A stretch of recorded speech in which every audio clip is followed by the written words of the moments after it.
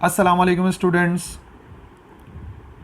Free energy ये word आजकल internet पे बहुत ज़्यादा कॉमन है और अक्सर व बेशतर आपने वीडियोस देखी होंगी यूट्यूब के ऊपर शेयर होती हैं जहाँ पर फ्री एनर्जी की बात होती है, या फ्री एनर्जी के साथ साथ वहाँ पर एक और वर्ड कॉमन होता है और वो होता है परपीचुअल मशीन्स। अब बात यह है कि जो परपीचुअल मशीन्स हैं ये क्या होती हैं। एक परपीचुअल मोशन मशीन एक हाइपोथेटिकल मशीन होती है जो कि हमारे लिहाज से, फिज़िक्स के लिहाज से एक हाइपोथेटिकल मशीन है that can do work indefinitely, जो कि इनडेफिनेट वक्त तक काम कर सकती है, ठीक है ना, गैर मुअय्यना मुद्दत के तक काम कर सकती है without an external energy source. यानी कि मशीन एक ऐसी है जो बिना किसी एक्सटर्नल सोर्स के काम कर सकती है, उसे परपीचुअल मशीन कहते हैं।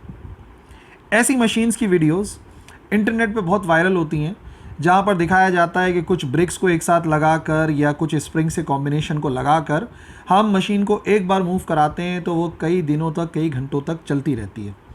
पर मैं आपको ये बात बताना चाहता हूँ कि एक्चुअली ऐसी मशीन्स का बनना इम्पॉसिबल है।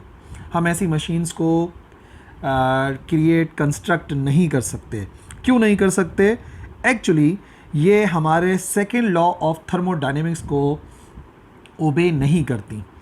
आज की जो हमारी वीडियो है वो सेकेंड लॉ ऑफ थर्मोडायनेमिक्स के एक पार्ट के बारे में है जो कि दरअसल लॉर्ड केल्विन की स्टेटमेंट है, और उसी की मदद से हम समझेंगे कि जो हीट इंजन्स हैं वो किस तरीके से वर्क करते हैं।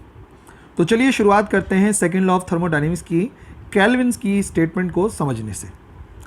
It is impossible to construct an ideal heat engine. Kelvin का कहना यह है कि एक आइडियल हीट इंजन को कंस्ट्रक्ट करना पॉसिबल नहीं है। अब आइडियल से क्या मुराद है? देखिए, आइडियल से मुराद होती है एक ऐसा हीट इंजन या एक ऐसी मशीन, या आइडियल जिसके साथ भी आ रहा हो, जिसकी एफिशिएंसी 100% हो, उसे कहते हैं आइडियल। तो इसका मतलब केल्विन की स्टेटमेंट बन गई कि हम ऐसे हीट इंजन को कंस्ट्रक्ट नहीं कर सकते जिसकी एफिशिएंसी 100% हो। 100% होने का क्या मतलब है? एफिशिएंसी जनरली हम कैसे मालूम करते हैं? एफिशिएंसी मालूम की जाती है आउटपुट डिवाइडेड बाय इनपुट, और फिर हम कराते हैं मल्टीप्लाई बाय 100। और जब हम एफिशिएंसी 100% कहते हैं तो हमारे कहने का मकसद ये है कि जो इनपुट हो वो बराबर हो जाए आउटपुट के। अगर किसी भी मशीन का इनपुट उसके आउटपुट के बराबर होता है तो उसकी एफिशिएंसी 100% हो जाती है, फिर उसे आइडियल मशीन कहते हैं। बट केल्विन का कहना यह है कि एक आइडियल हीट इंजन को कंस्ट्रक्ट करना पॉसिबल नहीं है। वी कांट कंस्ट्रक्ट, यानी कि हम ऐसा हीट इंजन नहीं बना सकते जिसका इनपुट आउटपुट के बराबर हो। एक्चुअली क्या होता है कि इनपुट हमेशा हम ज़्यादा देते हैं, आउटपुट हमें कम मिलता है, कुछ अमाउंट ऑफ एनर्जी ज़ाया हो जाती है। कहने का मकसद ये है केल्विन का कि भाई हम एक ऐसा इंजन कंस्ट्रक्ट नहीं कर सकते जिसकी एफिशिएंसी 100% हो। इसी बात को थोड़ा सा अगर और एक्सप्लेन करें तो हम ये कहेंगे कि it is impossible to convert heat into mechanical work. Heat को मैकेनिकल वर्क में कंटिन्यूसली कन्वर्ट करना पॉसिबल नहीं है या इम्पॉसिबल है without having a heat sink, बिना हीट सिंक की मौजूदगी के, to which a part of heat is rejected. अगर मैं इस बात को थोड़ा सा और एक्सप्लेन करूं तो देखो, हम एक ऐसा हीट इंजन कंस्ट्रक्ट नहीं कर सकते जो कि हीट को मैकेनिकल वर्क में कंटिन्यूसली कन्वर्ट करे और उसमें कोई हीट सिंक ना हो, यानी कोई ऐसी चीज़ ना हो जहाँ पर हम हीट को रिजेक्ट कर सकें। यानी कि हीट को रिजेक्ट करना लाजमी है। सही है भाई? अगर आप चाहते हैं कि हीट को मैकेनिकल वर्क में कंटिन्यूसली कन्वर्ट करें तो लाजमी तौर पे आपको कुछ अमाउंट ऑफ हीट को रिजेक्ट करना पड़ेगा, और अगर आप कुछ अमाउंट ऑफ हीट को रिजेक्ट करते हैं तो इसका मतलब इनपुट आउटपुट के बराबर नहीं हो सकता, इसका मतलब एफिशिएंसी 100% नहीं हो सकती, यानी कि एक आइडियल हीट इंजन को कंस्ट्रक्ट नहीं कर सकते। ठीक है जी। अब इस स्टेटमेंट को तो आपने समझा, थोड़ा सा और इसकी एक्सप्लेनेशन की तरफ चलते हैं क्योंकि अभी हमने हीट इंजन के बारे में काफ़ी कुछ बात करनी है। तो सबसे पहली बात यह है कि अगर हम बताना चाहेंगे व्हाट इज़ हीट इंजन, तो हीट इंजन किसी भी ऐसी डिवाइस को कहते हैं जो हीट को मैकेनिकल एनर्जी में, यानी कि वर्क में कन्वर्ट करे, और वो भी फिजिकल वाला वर्क ना। फिज़िक्स में जो लोग पढ़ते हैं, इस वर्क की ख़ास बात ये होती है कि हम फोर्स अप्लाई करते हैं और बॉडी में मोशन प्रोड्यूस हो जाता है हमारी अप्लाई की गई फोर्स की वजह से। ठीक है, तो हीट इंजन एक ऐसी डिवाइस को कहते हैं। हीट इंजन एक ऐसी डिवाइस है जहाँ पर इनपुट हम हीट देते हैं और जो आउटपुट हमें मिलता है वो दरअसल वर्क होता है। यानी कि हीट इंजन का मेन जो काम है वो है हीट को मैकेनिकल वर्क में कन्वर्ट करना। और हीट को मैकेनिकल वर्क में कन्वर्ट करने के लिए सबसे पहले तो हमें एक हॉट बॉडी की ज़रूरत होती है, एक फर्नेस की ज़रूरत होती है। हर इंजन का एक ऐसा पार्ट होता है जिसे फर्नेस कहते हैं, जहाँ का टेम्परेचर ज़्यादा होता है। फिर हमें कोई वर्किंग सब्सटेंस चाहिए होता है, इसके बारे में भी बात करते हैं। और तीसरे नंबर पे एक कोल्ड बॉडी चाहिए होती है जिसे हम कंडेंसर कहते हैं। तो याद रखो हीट इंजन जो है ना उसके 3 मेन कंपोनेंट्स हैं। एक हॉट बॉडी, एक फर्नेस होना ज़रूरी है जो हीट को प्रोवाइड करे, एक वर्किंग सब्सटेंस जो कि मुख्तलिफ हो सकता है, और एक कंडेंसर जहाँ पर हम हीट को रिलीज़ करें। ठीक है, जिसे हम कोल्ड बॉडी भी कह सकते हैं, या कंडेंसर या हीट सिंक का वर्ड भी इस्तेमाल किया जा सकता है। अच्छा, वर्किंग सब्सटेंस कई सारे हो सकते हैं। जैसे अगर बात की जाए कार्नोट इंजन, एक खास किस्म का इंजन होता है कार्नो इंजन, वहाँ पर आइडियल गैस जो है वो वर्किंग सब्सटेंस होती है। अगर स्टीम इंजन की बात करें तो पानी जो है वो बेसिकली काम करता है वर्किंग सब्सटेंस का। पेट्रोल इंजन के अंदर हवा और पेट्रोल को इस्तेमाल करते हैं वर्किंग सब्सटेंस के तौर पे। ऑर्गेनिक रेनकाइन साइकिल जो होती है उसके अंदर कोई भी ऑर्गेनिक लिक्विड होता है जैसे कि एन पेंटेन, उसको हम इस्तेमाल करते हैं एज वर्किंग सब्सटेंस। और जो इंटरनल कंबस्शन इंजन होते हैं उनमें हाइड्रोकार्बन फ्यूल को इस्तेमाल करते हैं, जैसे कि गैसोलीन हो सकता है, डीजल हो सकता है, नेचुरल गैस हो सकती है, या इथेनॉल भी इस्तेमाल होता है। तो इसका मतलब ये हुआ कि वर्किंग सब्सटेंसेस तो चेंज हो सकते हैं जहाँ पर काम किया जा रहा है, बट दो चीज़ें जो है वो लाजमी है। एक हॉट बॉडी है जहाँ से हीट को एब्जॉर्ब करेगा हमारा सिस्टम या इंजन, और एक कंडेंसर जहाँ पर कुछ अमाउंट ऑफ हीट को रिजेक्ट किया जाएगा। ये भी होना लाजमी है, इसके बिना काम नहीं चलता। तमाम के तमाम हीट इंजन का जो वर्किंग का उसूल है ना, आप इसको समझ लो पहले, फिर मैं एक्सप्लेन भी कर देता हूँ। पहले पढ़ लेते हैं इसको, क्योंकि आपने नोट्स में भी यही बनाने हैं और पेपर में भी यही लिखना है वर्किंग के हवाले से। जो हीट इंजन है वो एब्जॉर्ब करता है हीट फ्रॉम अ सोर्स, जिसको हमने क्या बोला, जिसको हमने बोला फर्नेस कह सकते हैं, हॉट बॉडी कह सकते हैं, at a relatively high temperature, ज़्यादा टेम्परेचर होता है। परफॉर्म सम मैकेनिकल वर्क, कुछ मैकेनिकल वर्क करता है engine. Discard some amount at a low temperature, यानी कि जहाँ से एब्जॉर्ब करता है हीट को उसका हाई टेम्परेचर होता है, जहाँ पे रिलीज़ करता है हीट को उसका लो टेम्परेचर होता है। जाहिर सी बात है, जहाँ का टेम्परेचर हाई होगा वहीं से तो एब्जॉर्ब करेगा इंजन, और रिलीज़ वहाँ पे करेगा जहाँ का टेम्परेचर कम हो, और वो एक्स्ट्रा हीट जो है वो वेस्ट के तौर पे ज़ाया करता है। It gets rid of the waste heat through the exhaust pipe लगे हुए होते हैं, और कूलिंग सिस्टम लगा हुआ होता है इंटरनल कंबस्शन इंजन में। तो वही बात जो मैंने आपको एक्सप्लेन करी थी यहाँ पे दोबारा से हो गई। 3 काम हो रहे हैं, हीट को एब्जॉर्ब करना, ठीक है, जो कि हाई टेम्परेचर से होता है, फिर हीट को रिलीज़ कर देना जो कि लो टेम्परेचर पर होता है, और बाकी जो है वो वर्क में कन्वर्ट कर देता है, कुछ अमाउंट को मैकेनिकल वर्क भी होता है। तो 3 अहम चीज़ें हैं। मिसाल के तौर पे अगर ये देखा जाए तो एक हमारे पास हीट सोर्स आ गई, ठीक है, जैसे हमने फर्नेस भी बोला हुआ है, हॉट बॉडी बोला हुआ है। यहाँ पर एक हीट सिंक है, एक ऐसी जगह है जहाँ पर हीट को रिलीज़ किया जाएगा, ठीक है। और ये एक हम दिखा रहे हैं स्कीमेटिक डायग्राम के अंदर कि ये एक पोर्शन है जहाँ से ये हमारा इंजन, जैसे ई से मैंने रिप्रेजेंट करा है, ये वर्क डन में कन्वर्ट करेगा।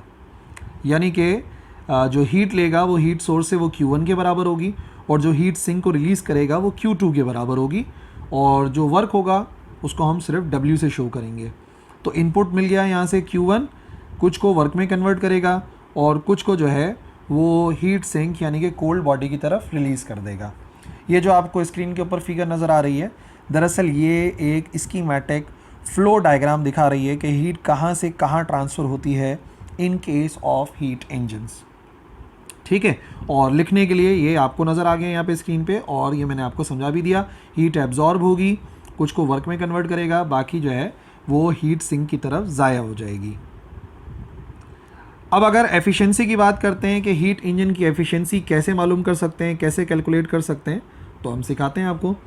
देखिए, अगर एफिशिएंसी की डेफिनेशन की बात की जाए तो एफिशिएंसी हमेशा बराबर होती है, किसी भी चीज़ की एफिशिएंसी, किसी मशीन की, किसी इंजन की एफिशिएंसी हमेशा इस फार्मूले से निकलेगी। ये जनरल फार्मूला है, आउटपुट डिवाइड बाय इनपुट और मल्टीप्लाई बाय 100 कराते हैं, general formula of the efficiency है ये, ठीक है। अब in case of heat engine,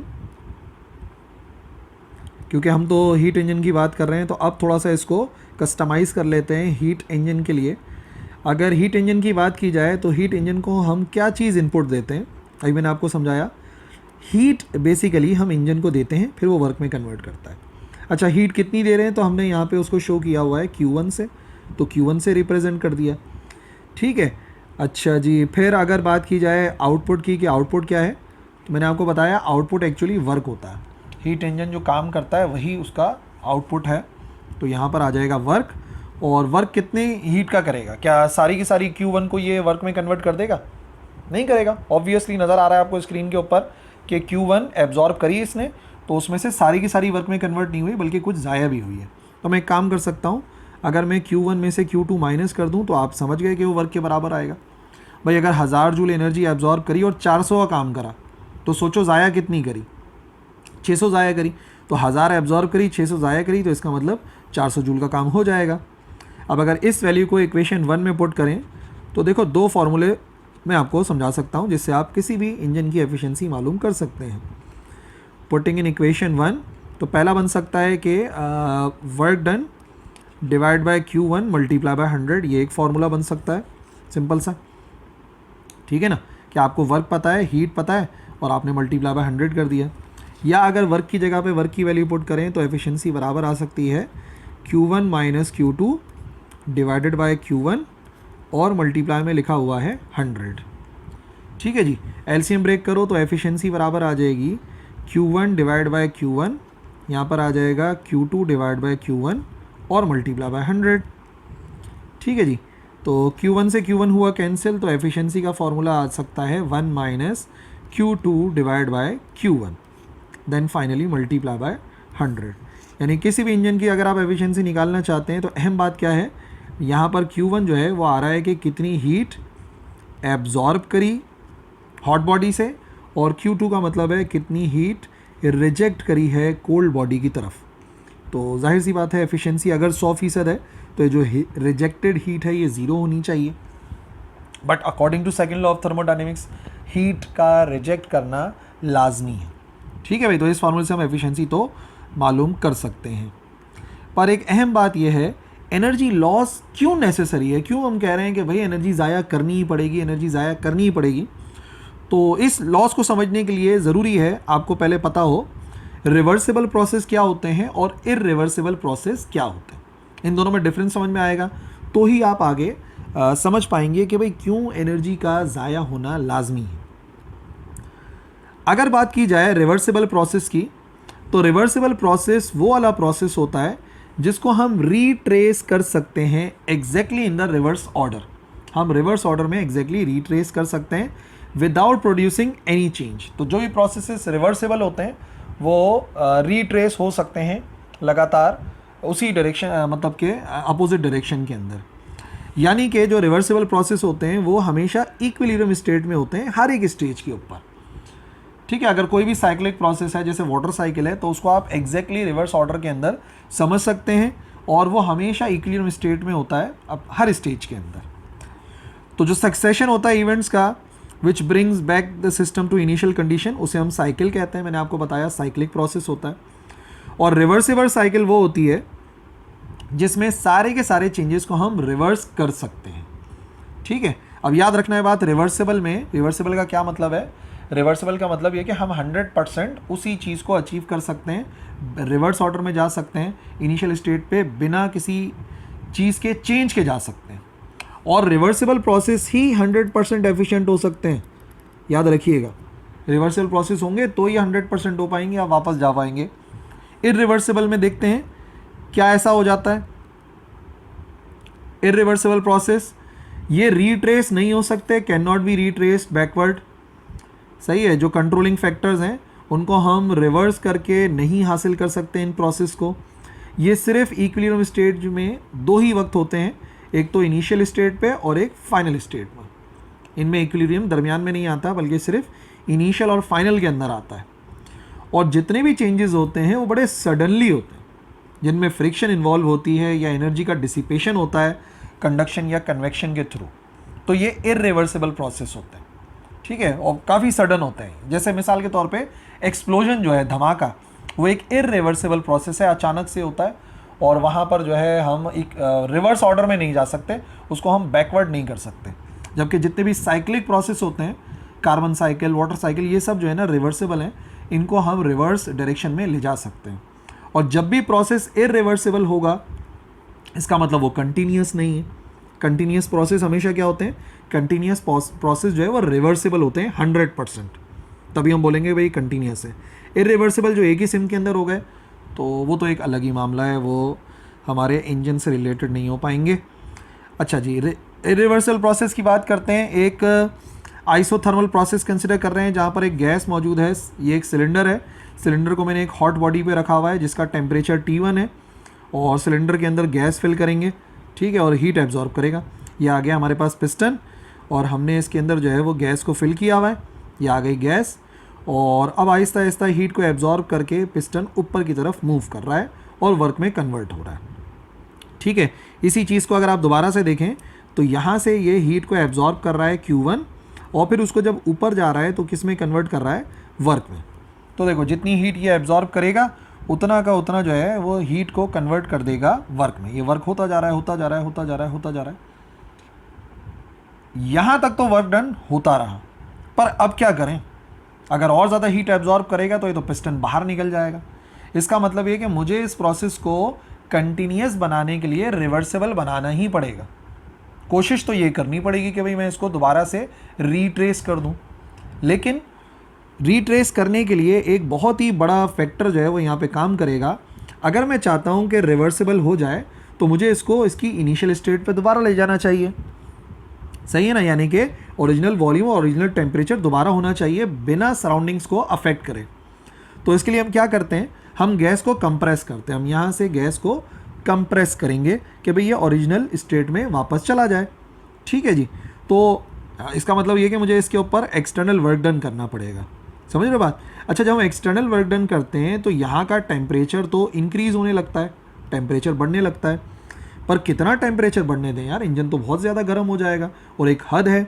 तो हमें क्या करना पड़ेगा, हमें यहाँ पे वर्क डन करते हुए जो अंदर का टेम्परेचर बढ़ रहा है उसको हम क्या करेंगे, किसी चीज़ के साथ, एक्सटर्नल एनर्जी रिजर्वायर के साथ कांटेक्ट में लेकर आएंगे, जो कि एक्चुअली कोई ना कोई कोल्ड बॉडी होगी जो क्या करेगी, यहाँ बढ़ने वाले टेम्परेचर को एब्जॉर्ब करेगी। वरना हम कंप्रेस नहीं कर सकते। याद रखो, सिस्टम को कंप्रेस करने के लिए ज़रूरी है कि हमें कुछ अमाउंट ऑफ हीट रिजेक्ट करवाना पड़ेगा T2 की तरफ। तो अब अगर मैं ऊपर से वर्क डन करता हूँ, यानी कि work done on the system करता हूँ, तो फिर ये वापस आ जाएगा। इसका मतलब ये है कि पूरा इसको रिवर्सिबल बनाने के लिए मुझे ऊपर से कंप्रेस करना पड़ेगा। कंप्रेस करूँगा, वर्क डन करूँगा, तो कुछ अमाउंट ऑफ हीट जो यहाँ पर बढ़ेगी सिस्टम के अंदर, गैस के अंदर, वो कोल्ड बॉडी की तरफ या सराउंडिंग्स की तरफ रिलीज़ हो जाएगी। इसका मतलब ये हुआ कि 100% पॉसिबल ही नहीं है कि मैं हीट को वर्क में कन्वर्ट कर सकूं, बल्कि मुझे कुछ अमाउंट ऑफ हीट रिजेक्ट करना ही पड़ेगा ताकि इंजन ठंडा हो या अपनी ओरिजिनल स्टेट ऑफ टेम्परेचर में वापस आ सके। तभी वो प्रोसेस रिवर्सिबल होगा और फिर हमारा इंजन कंटिन्यूसली काम कर सकता है। तो क्योंकि हमें अमाउंट ऑफ हीट ज़ाया करनी पड़ रही है, तो भाई साबित हुआ कि लाजमी तौर पे हमें एक हीट सिंक की ज़रूरत है जहाँ पर एनर्जी ज़ाया होगी, और अगर एनर्जी ज़ाया होगी तो इसका मतलब एफिशिएंसी ऑफ हीट इंजन 100% नहीं हो सकती। ठीक है भाई, तो आई होप आज का लेक्चर आपको समझ में आ गया होगा कि क्यों हम एक आइडियल हीट इंजन कंस्ट्रक्ट नहीं कर सकते, हीट इंजन कैसे वर्क करता है, और इसके साथ साथ हमने डिफरेंस देखा between reversible and irreversible processes. If you have any question you can write in the comment section. I will try to reply as soon as possible. Thank you very much. Allah Hafiz.